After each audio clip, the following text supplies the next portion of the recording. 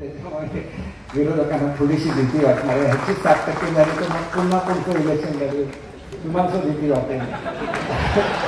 भीती बाळगू नका. चित्तून राहणार नाही पदाला. मी तुम्हाला सांगतो, जनतेची शक्ती कोणीच नाही ओळखली.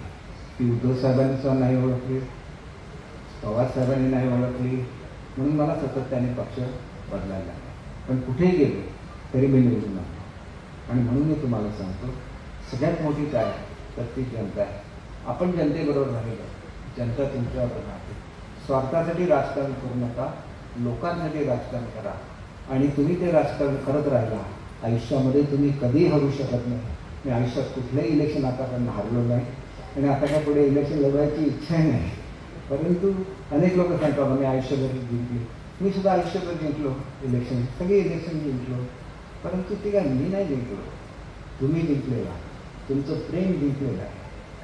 ते प्रेम कायम ठेवा एवढीच विनंती करतो आणि माझे 2 शब्द संपवतो. जय हिंद, जय महाराष्ट्र.